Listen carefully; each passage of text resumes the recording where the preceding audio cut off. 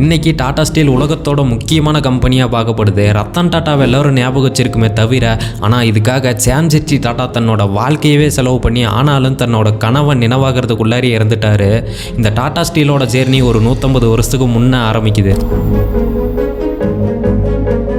சாம்செட்ஜி tata textile இண்டஸ்ட்ரியை பற்றி தெரிஞ்சுக்கிறதுக்காக நிறைய நாடுகளுக்கு பயணிக்கிறாரு. அப்படி தான் 1867 இங்கிலாண்டில் இருக்க மான்செஸ்டர் என்ற நகரத்தையும் விசிட் பண்ணுறாரு. அங்கே தாமஸ் கார்லின்றவரோட லெக்சரையும் அட்டன் பண்ணுறாரு.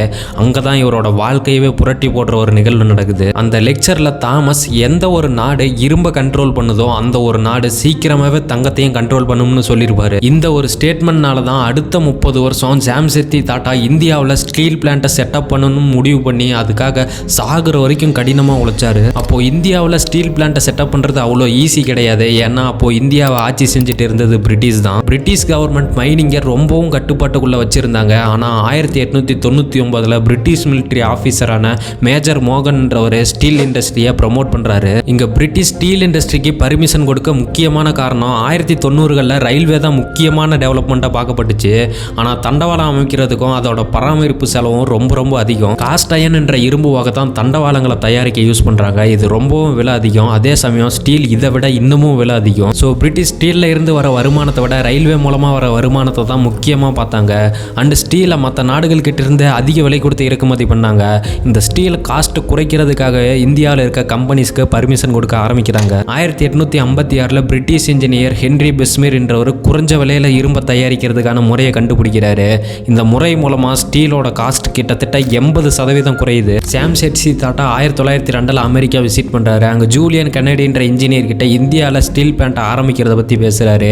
கெனடி சார்லஸ் என்ற இன்னொரு ஃபேமஸான இன்ஜினியரை ரெக்கமெண்ட் பண்ணுறாரு. அப்புறம் டாட்டா சார்லஸை சந்திச்சு நீங்கள் இந்தியாவில் ஸ்டீல் பிளான்ட் கட்ட வரீங்களான்னு கேட்குறாரு. இவரோட பணிவான குணத்தினாலையும் கேரக்டர்னாலையும் சார்லஸ் எஸ்ன்னு சொல்கிறாரு. இந்தியாவில் இரும்பு வளத்தை தேட ஆரம்பிக்கிறாங்க. இப்படியே வருஷங்கள் போகுது. 1904 கனவை அடைய முடியாமலேயே சாம்செட்ஜி டாட்டா இறந்தும் போயிடுறாரு. அப்புறம் இவரோட மகனான டோராப்ஜி டாட்டா இவரோட பொறுப்புகளை ஏற்றுக்கிறாரு. மயூர்பாஞ்சி என்ற ஸ்டேட்டில் இரும்பு வளம் இருக்கிறத கண்டுபிடிக்கிறாங்க. 1905 மயூர்பாஞ்சியோட அரசரும் டாட்டாக்கு மைனிங்கான லைசன்ஸையும் தராங்க. 1906 கவர்மெண்ட் ஆஃப் இந்தியாவும் டாட்டாக்கு உதவி பண்ணுற விதமாக ஸ்டீலை குறிப்பிட்ட காலத்துக்கு வாங்கிக்கிறேன்னு ப்ராமிஸ் பண்ணுறாங்க. August 26, 1907 Tata iron and steel கம்பெனின்ற பேரில் ரிஜிஸ்டரும் பண்ணுறாங்க. ஜம்ஷெட்பூரில் ஸ்டீல் பிளான்ட்டுக்கான கட்டுமான வேலையவும் தொடங்குறாங்க. 1912 ஸ்டீல் உற்பத்தியும் ஸ்டார்ட் பண்ணுறாங்க. முதல் உலக போர் முடிஞ்ச உடனே ஸ்டீலோட டிமாண்ட் சுத்தமாக குறைஞ்சிடுச்சு. அது மட்டும் இல்லாமல் அப்போது இந்தியாவில் எந்த விதமான டேக்ஸும் கிடையாது. அதனாலேயே மற்ற நாடுகளில் இருக்கிற கம்பெனிஸ் இந்தியாவில் குறைஞ்ச விலைக்கு ஸ்டீலை விற்றாங்க.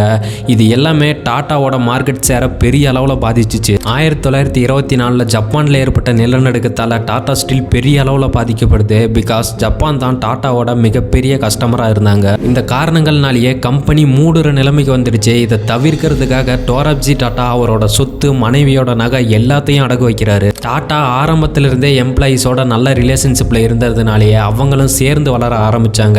அவங்களுக்கு ஹாஸ்பிட்டல், எஜுகேஷன், சோசியல் லைஃப்லையும் மாற்றத்தை கொண்டு வந்தாங்க. 1955 2 மில்லியன் டன்னுக்கான ஸ்டீல் கான்ட்ராக்டை கெய்சர் இன்ஜினியர் என்ற கம்பெனியோட சைன் பண்ணுறாங்க. இதுதான் அப்போது டாட்டாவோட மிகப்பெரிய ப்ராஜெக்டாக பார்க்கப்பட்டுச்சு.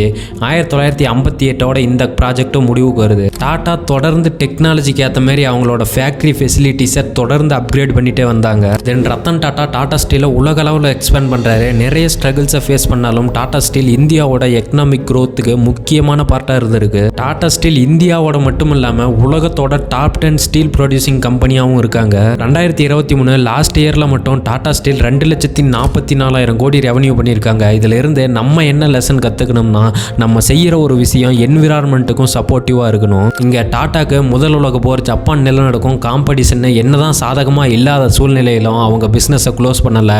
விழுந்ததை விட வேகமாக வளர ஆரம்பித்தாங்க. ஸோ இதுதான் இன்றைக்கான வீடியோ. உங்களுக்கு பிடிச்சிருக்குன்னு நம்புகிறேன். உங்களுக்கு ஏதாவது கேள்விகளோ சந்தேகங்களோ இருந்தால் கீழே கமெண்ட் பண்ணுங்கள்.